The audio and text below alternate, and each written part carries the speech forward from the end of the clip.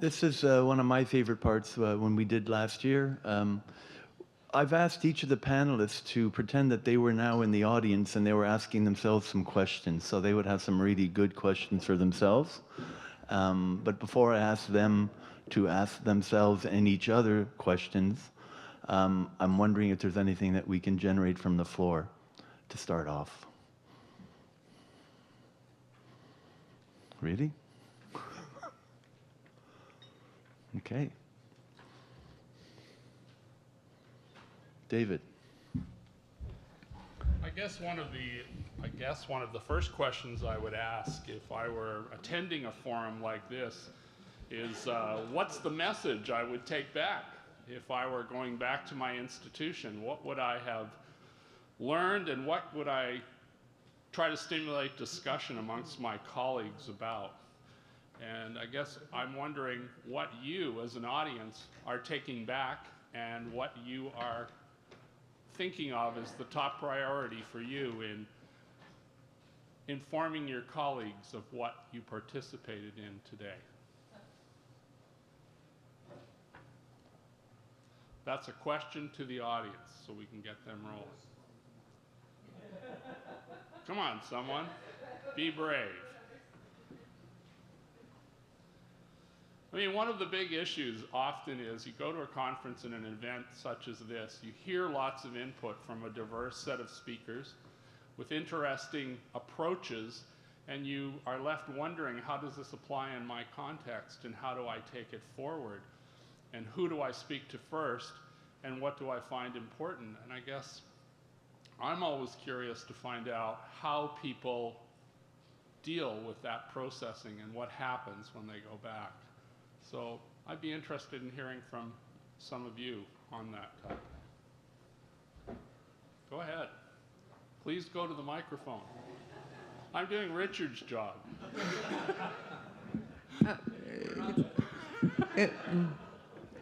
So Bernadette Charlier, it's perhaps provocative, but we'll see. I have just a feeling of a sort of paradoxical situation. Paradoxe en français. It seems that we have a great amount of educational resources and also courses, if we speak of MOOCs. But I have the feeling that we will perhaps have a risk, or encounter a risk. And this risk is the reduction of the source and variety of knowledge bases because of the success of some providers for the other one in the different cultures and different language. It will be more and more difficult to be heard. So it's a question.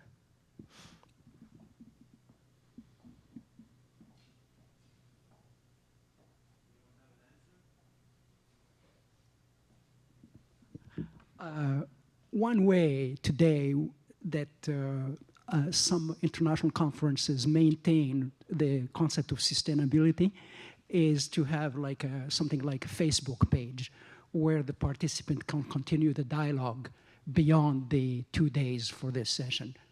And that would be very minimum in terms of investment, would require no infrastructure or structure, and it could continue forever.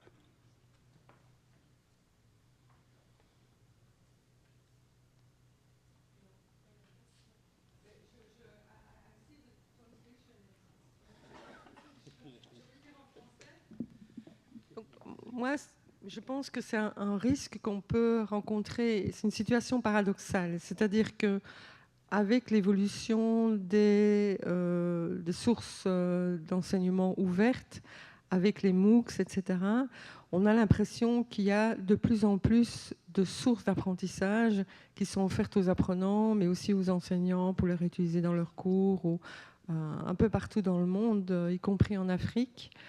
Or, je pense qu'il y a en même temps un risque de diminution des sources de connaissances, ou peut-être d'uniformisation, ou de survalorisation de certains savoirs par rapport à d'autres, parce que justement, certaines institutions, certains providers vont attirer beaucoup plus de succès. C'est un peu comme les succès commerciaux ou avec certaines plateformes au niveau informatique.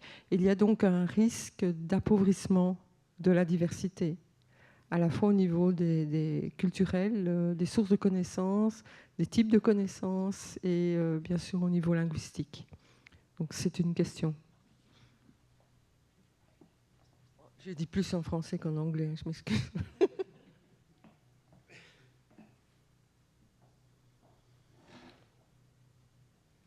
I could just talk forever here, so please, someone jump in. For me, today's speakers and the topics were quite interesting, and they put together things that, in my mind, if they're close, are quite different. Open resources and MOOCs. I'm not convinced that they're both come from the same spirit. One is a spirit of free access, open access, sharing, and one, the MOOCs, come from a different place. They emerge from a place of vanity, somewhat, in university. Positioning one's university above the other, being part of the giants as universities. We've seen a number of university presidents raising their hands, I want one, not necessarily to be sharing with the world the quality that we have, but to be part of the land of the giant. Two different things, two different modality of going to creating resources that we open to the mass. Now, can we reconcile that? Can MOOCs become part of the open resource movement? And if so, how do we do that? David. Well, I'm going to ask Samantha or Bakary or Catherine to take that on. So I have some experience having this kind of question directed at Harvard, so I'd be happy to give you my perspective. And I'm going to push this back in a somewhat deliberately provocative way, which is to say that we can have both and still have something good come out of it. Certainly, Harvard and other institutions have wanted to be at the forefront of conversations like this, and you can attribute any number of motivations to that. But when, and even if that is true, even in that case, when you also have alongside that examples like the copyright, SPOC for the new language some of you are hearing today, have people from 11 very different locales around the world engaged in an intellectually grounded and community spirit type of conversation around what those mean. I think that's an example, perhaps not of pure open resources, but certainly communities of engagement and communities of practice. So the space that I live in and that many of us at Harvard live in is one of creative tension and trying to find the ways to acknowledge some of the more challenging aspects of the dynamic while also trying to make the best of what we have and what that allows us to accomplish. For me, I will give two examples. I don't know if you're familiar with the Open Education Consortium, previously called OCWC. They are preparing to launch what they call open MOOCs. So to answer your question, they have teamed up with EdCast. I'm a member of the board of directors of the Open Education Consortium. So we team up with EdCast, and there will be 40 MOOCs. The Open Education Consortium has members in several countries, about 300 universities in all continents, and we'll be looking at different universities, different continents, using this opportunity to do what we call open MOOCs. At ABU, we're looking at the concept of having a MOOC, the MOOC we're preparing for, let's say, 3 weeks or so, and then instead of and open it up, so anyone can go and look at it and learn from your own space. So this is another way of opening up the MOOC and not closing it. Because what I found is most of the MOOCs, once you take a MOOC, and then it's the end of the MOOC, the content is not there anymore. So there is no possibility for you going there and learning using on your own pace. I'd like to ask a related question with regard to MOOCs, and it's something that kind of dumbfounds me, and it's around the rate of completion, and I know you've probably heard this many, many times, but I don't know of any other industry or any other efforts that are made to continue to build the same thing, even though the users don't use it as the way that you say it should be used overall. So I'm wondering, instead of studying why they don't use it in the way that you intend, would be to ask, how do they use it?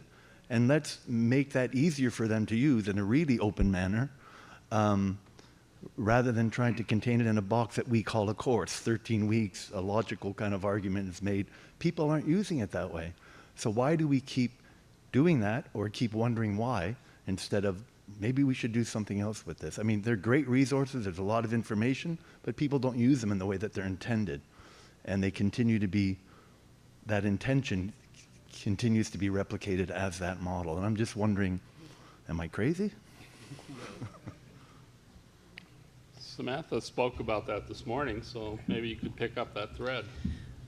So I think we have, certainly I think we have more to learn about why people are there, but it's obvious already that a significant proportion of learners don't either engage with the MOOC in the way that we thought or sustain their engagement with the MOOC. But it's interesting, our research team has just published a paper looking at how learners engage with the MOOC in a couple of different deployment strategies. One is the sort of classic week by week, and you get a little bit of content at a time. This was in the Ancient Greek Hero, which was one of our first humanities MOOCs. So in the first version, it was that very staged release. In the second version, the subsequent year, everything about the MOOC was made available immediately.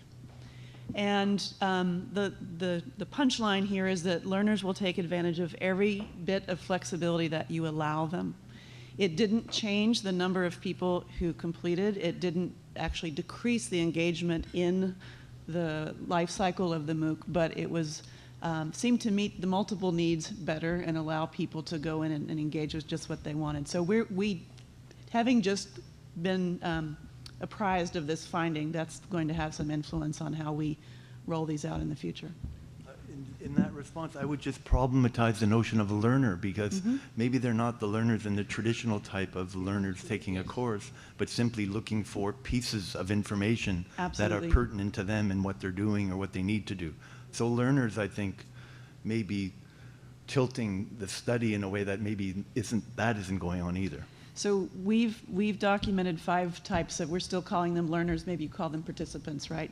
5 types, and really only one of them is there in the traditional sense that we think of when we think about university programs of study, which have courses and semesters or quarters.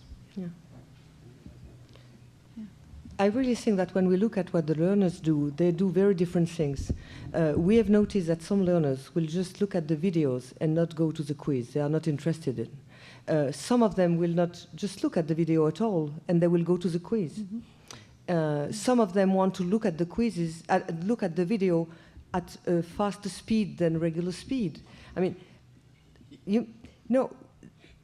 we built those MOOCs thinking that we were delivering courses, but the audience are not students most of the time, and so they come for their personal reasons. And if you look at what they are saying on the forum, what they are saying when you ask them on more questionnaire that are more qualified questions, they are just very happy. And this is just because there is this big mistake that a MOOC is a course intended for students. This is something different, and we still have to learn about that. And I also believe that, this is something extremely new. And because it's new, people want to come and look at it, the way you would look at so many things. And I think we should wait for a couple of months to see what happens when a MOOC is played the second time.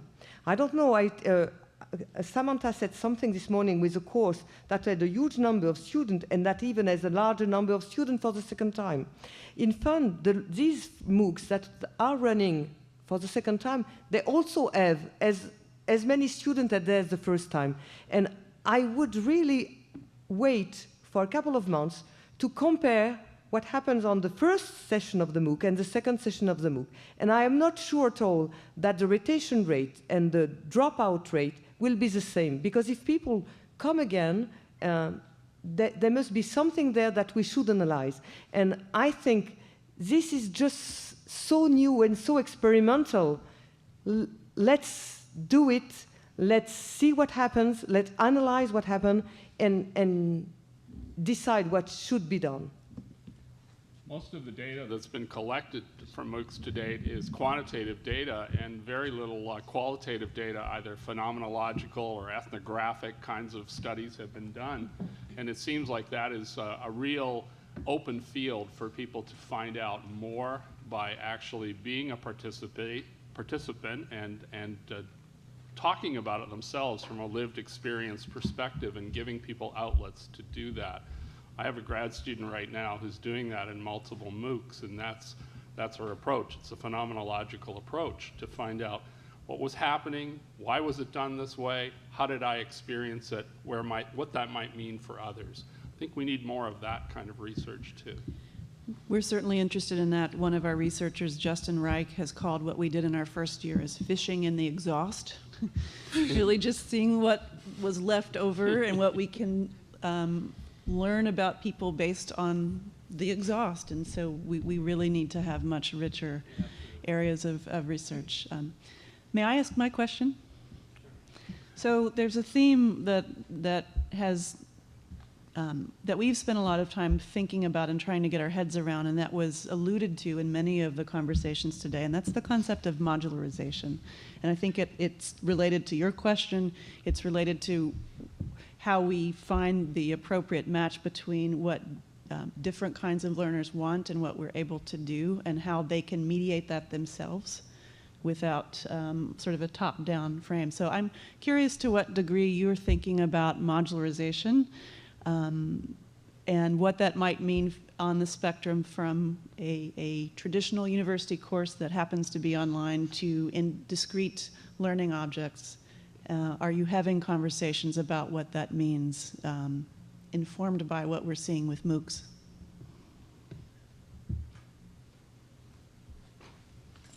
I can answer that briefly, not personally, but I know the Ontario Online Initiative had a pocket of resources available for those special research projects, and there was a study that was done with an amalgamation of some of the universities in Ontario to study the value of modules. I didn't read the report, I did see it. So the minute, and I think Julia alluded to that as well, that in this call, modules would be considered as part of the submissions to the ministry for resources to develop at our universities to share. So it is coming in that regard, and I think, like she indicated, the value of that kind of breaks away from strict courses and strict content to a more flexible sharing of resources within. And so I know some people think that's a great thing, and others that I've spoke to said, well, people don't use them. Like, you build them, but they're maybe not really used, and we really don't know. The jury's still out as to the value of how often they're used and if it's worth the effort. So that's kind of the narrative I'm aware of right now in Ontario. There was another question here. Yes, Pierre Lafleur from Polytechnique Montreal, Engineering School. David, you said, how do we feel when we get out of a colloquium like this one? I've probably been to 6 or 7 this year. When I go back, I feel a sentiment of urgency. That's the way I feel. But when I talk to my colleagues, that disappears. Okay? So I go to a new colloquium and I feel urgency again and then disappear. So maybe fun is probably a top-down initiative, I believe. Usually with university, we're more bottom-up. And I feel that this time there might be something there that should be maybe top down, or it's difficult to put our colleagues into the loop, and they don't feel the same kind of urgency that we do actually to get into that online process. And they're very good in their old way of teaching and old way of doing things and doing research and not putting much energy in their teaching. And so I don't know, what is your opinion on that?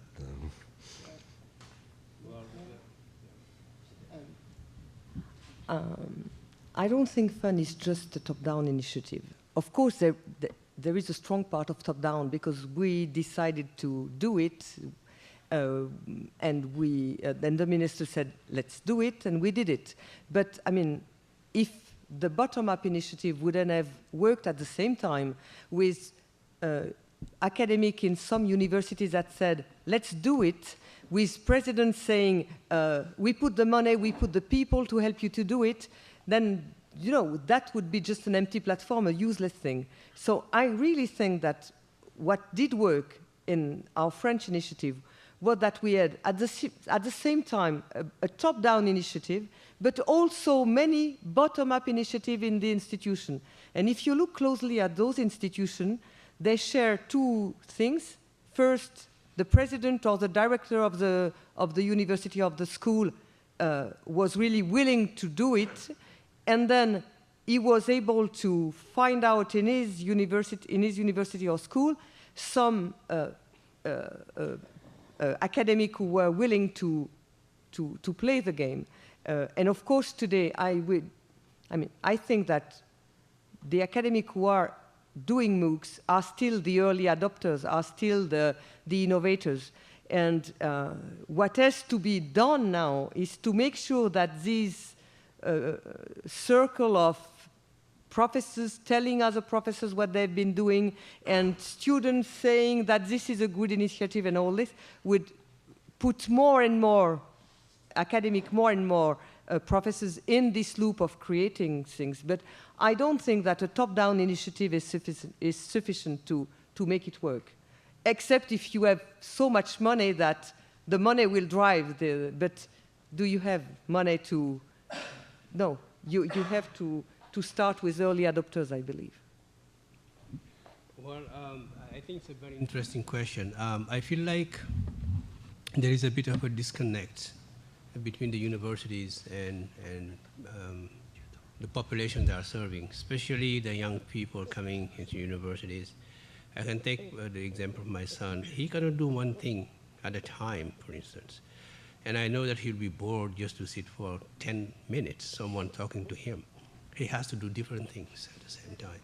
But us professors, we still design our courses, just like we have these very polite young people sitting and listening to you. I think there is a sense of disconnect, and we don't feel the urgency to change until something big happens, like a crisis or something like that. And I think that online learning is changing this a bit, because once you put your course online, it's a difference. You don't teach like in the classroom.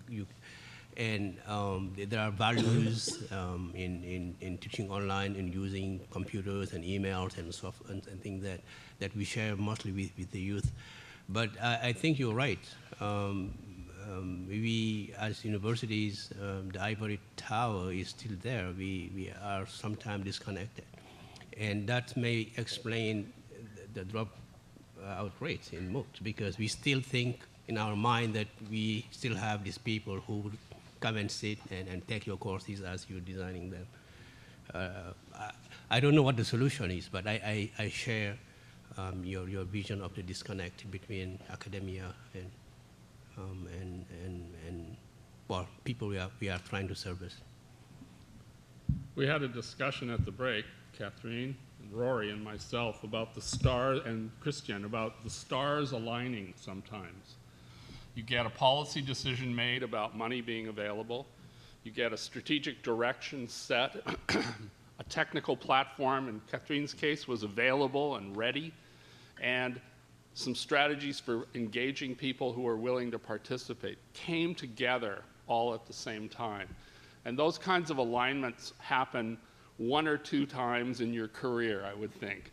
And the same thing happened in British Columbia. We had a willing minister, a young woman who really got it and wanted to move forward, talked to all of the ministers at the CMEC conference, came back and made a commitment of funding, gave us the direction, but didn't tell us how to do it, simply said, do it.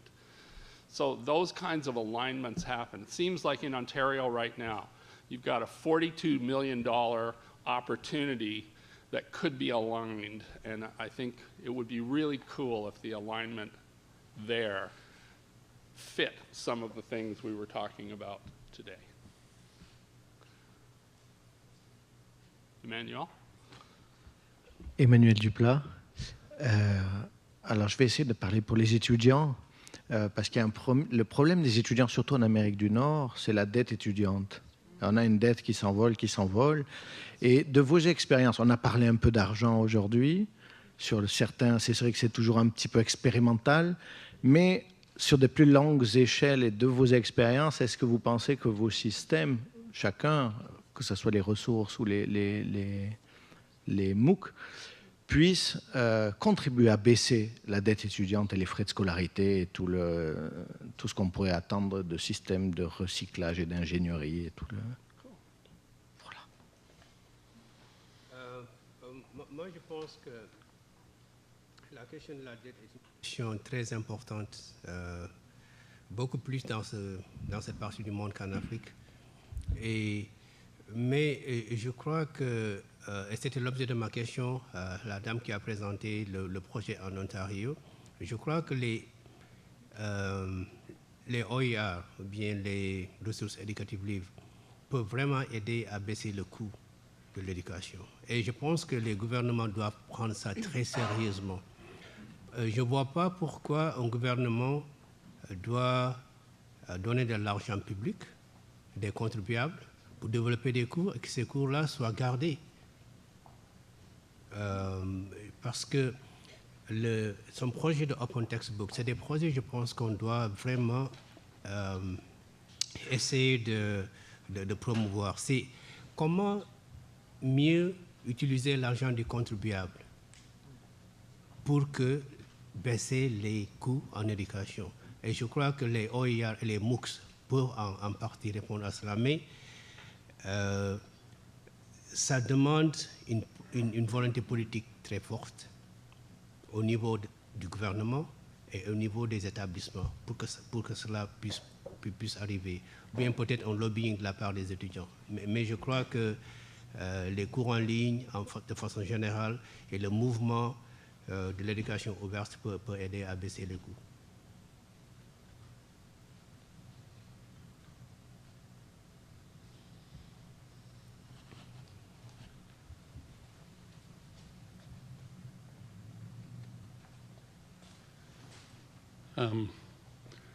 Rory McGrail from Alberta, and the one thing I'm taking home, David and others, is a profound disappointment. I came here to Ontario thinking, wow, they're starting to think about OER and do something.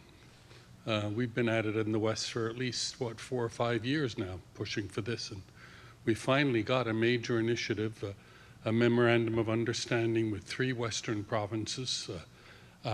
We've got initiatives going, led first by British Columbia. Our province is in it now. And I thought, wow, you know, maybe Ontario will start participating and we can get this right across Canada and share resources. And I heard today this huge initiative, and it's not going anywhere. It's putting Ontario spending money to step backwards 2 steps instead of going forward. And this is profoundly disturbing for me. They have a huge opportunity to participate with us and with progressives in the United States and Europe, and they're going backwards.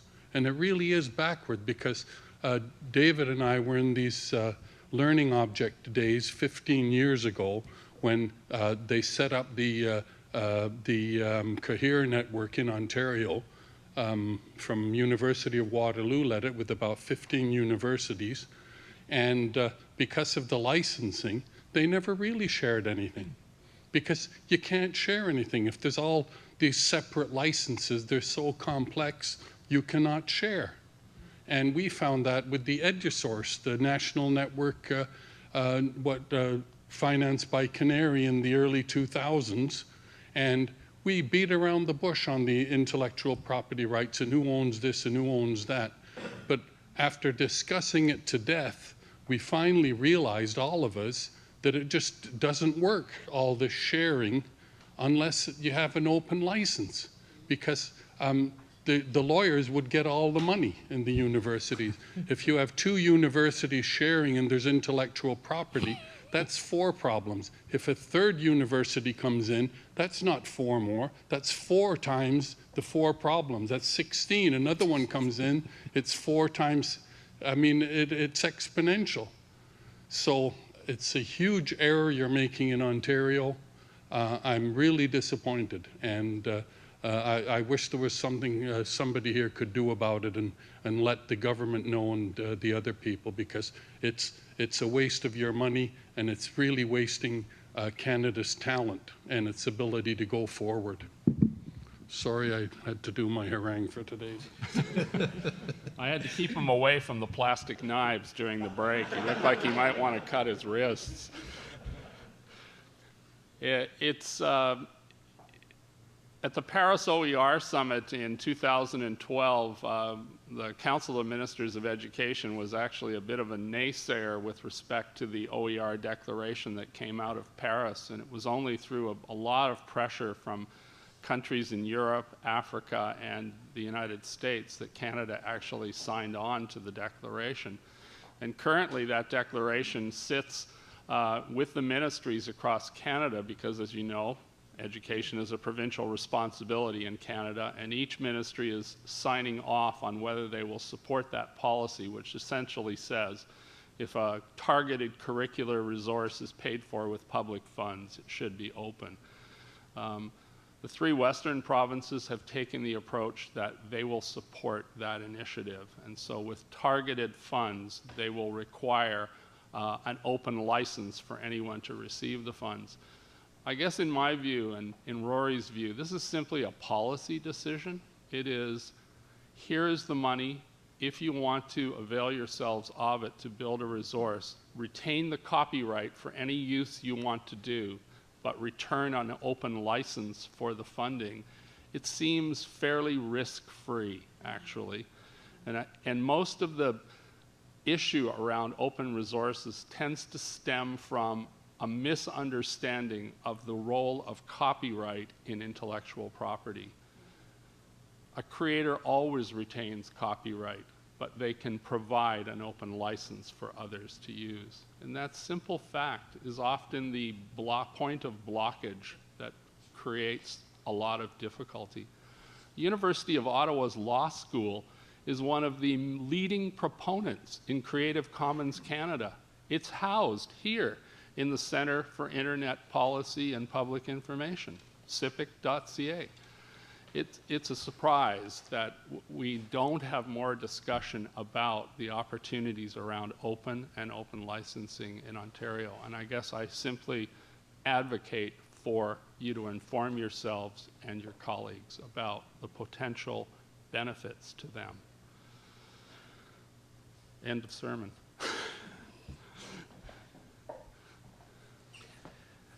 Back home, I think I will bring back a shark as an image. Je vais continuer ma question en français, but I can try to clarify it if needed. En août 2012, j'ai reçu, je viens de le retrouver parce que le téléphone aujourd'hui a une mémoire extraordinaire. J'ai reçu un SMS du directeur de l'Institut d'informatique du CNRS. Je suis au CNRS et pas dans une université. Et il me dit, Nicolas, est-ce qu'on peut se téléphoner? Est-ce que tu connais l'initiative edX? Je lui ai répondu, on s'appelle ce soir. Moi, j'étais à la plage au mois d'août. le CNRS, en fait, réagissait à la suite d'une communication ou d'une interaction entre Mme Fioraso et le directeur général de CNRS. Souvenons-nous que 2012, c'était le moment du nouveau gouvernement. C'est pour souligner que le mouvement, pour ce qui nous concerne, mais je pense que ce n'est pas seulement le cas de la France, le mouvement est assez significativement top-down, avec une réponse du down, c'est vrai, mais il est assez significativement top-down. Le sentiment d'urgence qui était souligné il y a un instant, on l'a eu à l'époque. Moi, je dois avouer que, comme quelques collègues, pourtant dans le domaine, les MOOC ne nous avaient pas particulièrement suscité notre inquiétude ou quoi que ce soit. On avait George Simmons dans la cible. On n'avait pas lu Audacity et la création d'une société et le fait que, ce qui est relativement rare, en tous les cas vu depuis l'Europe ou la France, des capitaux risqueurs mettaient de l'argent sur la création d'une société sur le distance learning. Donc, ce que cela me suggère, nous parlons entre nous, entre universitaires, avec l'idée qu'il y a là derrière peut-être des formes de compétition, des formes de fragilisation des corporations universitaires.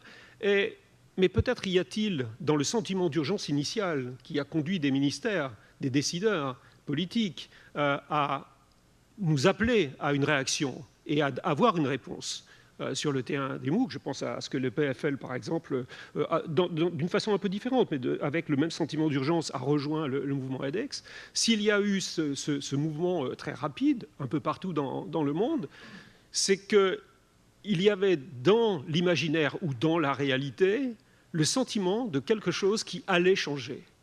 Et que ce qui allait changer se trouvait peut-être à la périphérie de l'université et pas dans l'université.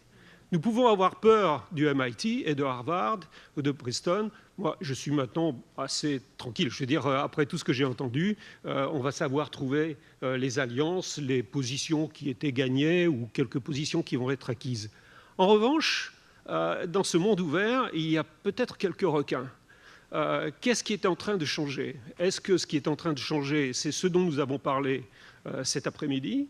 Ou est-ce que ce qui est en train de changer est autre chose que nous percevons peut-être de façon difficile à exprimer, mais qui représente pour les universités, pour l'enseignement supérieur, c'est un peu différent de l'université, l'enseignement supérieur, c'est beaucoup plus large. Pour l'université, pour l'enseignement supérieur, est-ce que ce qui est en train de changer conduirait à une remise en question ou à des modifications plus profondes? Et en fait, nous partageons le sentiment d'un risque, une forme d'inquiétude sur des sharks, sur des requins qui s'aperçoivent quelque part dans le monde très ouvert dans lequel nous sommes.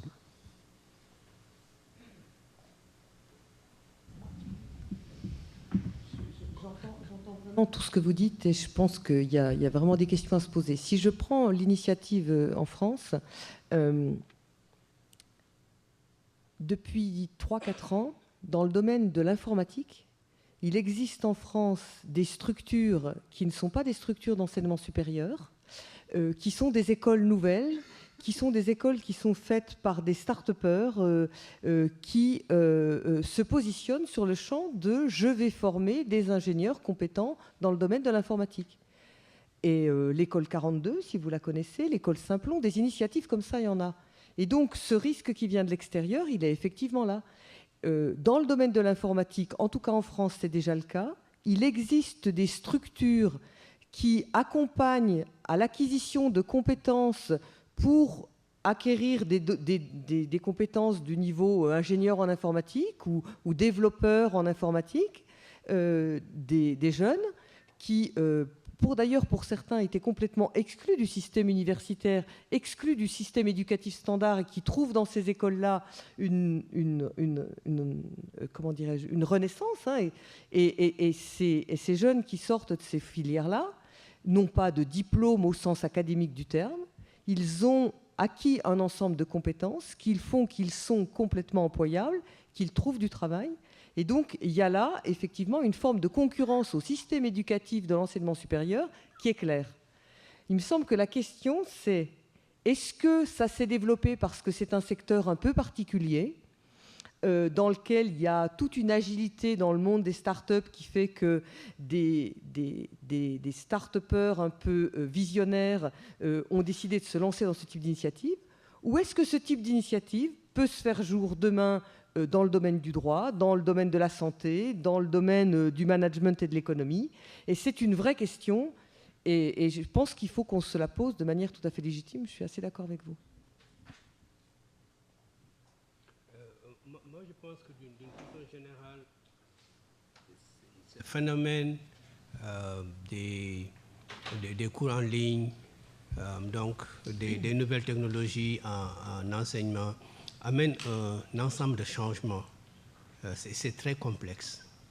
Un ensemble de changements au niveau de l'acquisition des connaissances. On ne parle même plus d'acquisition des connaissances, on parle d'apprentissage par exemple. Au niveau social, à l'intérieur donc, de l'université, on a parlé des problèmes de motivation, le changement, la résistance au changement. Au niveau des habiletés, parce que les enseignants doivent apprendre de nouvelles habiletés. Donc, c'est un ensemble de changements qui arrivent en même temps et de façon très complexe. Et je pense que les États ont un rôle à jouer là-dedans, en accompagnant les universités. J'aime bien l'initiative de votre ministère parce que ça crée ce qu'on appelle un peu en anglais un enabling environment. Donc ça crée un environnement propice pour les universités qu'ils testent les MOOC, qu'ils testent ces choses-là. C'est très très important. Et dans le cadre de ces changements aussi complexes et profonds, souvent l'approche peut paraître top-down, mais il faut faire quelque chose au début et ensuite laisser les universités continuer. Donc moi j'aime bien cette initiative. Je ne la connaissais pas très bien. Bon, en fait j'avais lu par rapport à ça, mais aujourd'hui je pense que c'est quelque chose de très important et peut-être c'est un modèle qu'on pourrait aussi essayer de voir si ça pourrait être exporté ailleurs. Merci. Perhaps I need to ask a question. Go ahead, ask a question. Yes. So my question is related to his gone on the future of universities. I have a few points here. With online learning, the open educational resources, MOOCs, social media, and other things, we see that actually learning is taking place outside of universities. People go online and learn all kinds of things. And my question is, since universities and schools are not anymore, they don't own education, what is their future? What needs to be done? So that's my question to the audience.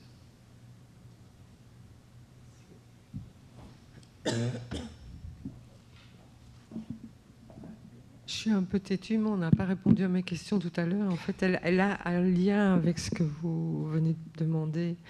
Parce que dans tout le débat qu'on vient d'entendre, à peu près, j'ai l'impression qu'on confond connaissances, compétences et information. Même à propos de la modularisation, on en a parlé tout à l'heure. En fait, effectivement, si, bien sûr, on peut pas, bien sûr, on n'a pas pu analyser tous les contenus des MOOC, mais en général, avec ces cours modularisés sur 14 semaines, à part quelques exceptions remarquables, on est quand même dans la transmission d'informations. Et à quel endroit est-ce que les étudiants peuvent faire des liens, ce qu'ils connaissent déjà, créer, produire effectivement des rapports ou des projets. Alors c'est vrai dans le cas de certains MOOC, je dirais plus participatifs ou connectivistes, mais dans les présentations remarquables qu'on a entendues, c'est pas exactement ça. En plus, vous avez appelé pour les MOOC programmes, les MOOCs intéressants, mais en fait, quand on fait un programme de formation, qu'est-ce qui fait l'université ? C'est pas seulement l'offre des plus beaux médias, c'est l'interaction entre les étudiants ou entre les étudiants et les enseignants. Alors ça peut se faire totalement à distance, aucun souci là-dessus. Mais les designs, on en parlera demain avec d'autres interventions, les designs pédagogiques dont on a pu évoquer aujourd'hui ne permettent pas vraiment ce type de travail. Or, c'est ça qui fait la construction des connaissances, pour moi. Donc, le risque, donc, je parlais tout à l'heure de réduction des sources, à la fois des sources de connaissances, mais aussi du type de connaissances valorisées, pour moi, c'est un vrai risque parce qu'on valorise un certain format assez, on va dire, assez simple de cours, alors qu'à distance, on peut faire beaucoup plus et beaucoup mieux. Donc je pense qu'il y a, je ne sais pas si je réponds vraiment, mais pour moi, effectivement, l'enseignement universitaire, ça va au-delà de simplement diffuser des cours en ligne. Il faut que ces cours soient accompagnés d'un environnement et d'un dispositif. Je laisse la place à Eric qui va continuer. C'est pas... Alors, je m'excuse, I will do that in French because it's easier to do that for me in French. Je vais continuer, mais pas de la même façon. Il semble que, en fait, le modèle de l'université, il a déjà disparu depuis quelques années. Le modèle traditionnel de l'université de type Humboldt, les formes de rapport au savoir qu'on avait avec l'université traditionnelle, je pense qu'ils sont perdus depuis un certain nombre d'années. Et l'université est forcée de changer son forme d'esprit millénaire avec des pressions qui sont externes. Et c'est ça qui est compliqué. C'est-à-dire on ne sait plus quel est le modèle à obtenir avec cette nouvelle université où effectivement il faut qu'elle prépare à des emplois directement, et elle a de la concurrence là-dessus. Alors qu'avant, en fait, on pouvait acquérir, disons, un savoir assez large et on s'ajustait à un métier après l'université, puisqu'on possédait suffisamment de choses pour s'adapter. Maintenant, on n'a plus le temps de faire ça et il y a une pression pour que l'université fasse autre chose. Et dans ces cas-là, on a des manifestations qui correspondent vraiment à des formes de pression vis-à-vis de l'université. Alors, si on prend de l'autre côté, c'est des formes aussi d'industrialisation de l'enseignement qui sont aussi derrière tout ça. Et ça crée plein de paradoxes. Hein. Je veux dire, c'est jamais aussi simple que ça. On voit dans le secondaire les phénomènes de prolétarisation de l'enseignement. Le risque, c'est ça. Et par moments, les ressources peuvent être justement un phénomène de prolétarisation.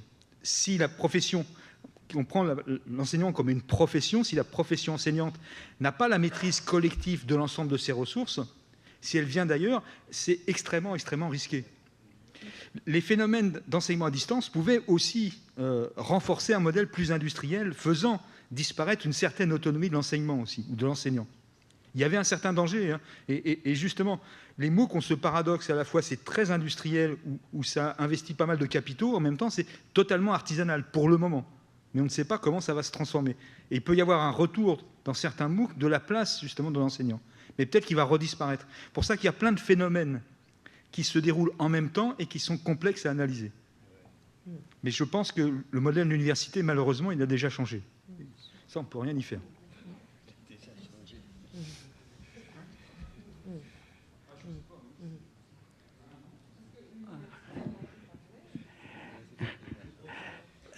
Le danger que vous avez évoqué, on le voit déjà au niveau de l'école primaire et secondaire aux États-Unis, où l'école privée reçoit de plus en plus de ressources et l'école publique est en train de disparaître au niveau de la qualité, alors que ça n'existe ni en France ni au Canada.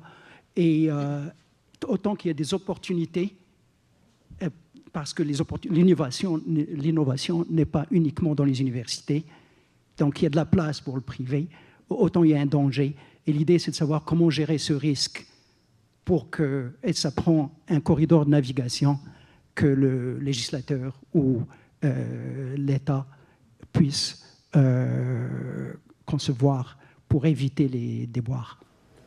Je vous propose de continuer demain sur la pédagogie. On a fait la mécanique aujourd'hui, on va retourner dans les JO demain, ou de continuer à l'ambassade tout à l'heure. Alors pour ceux qui ont des taxis, ça va être en face des taxis commencent à arriver.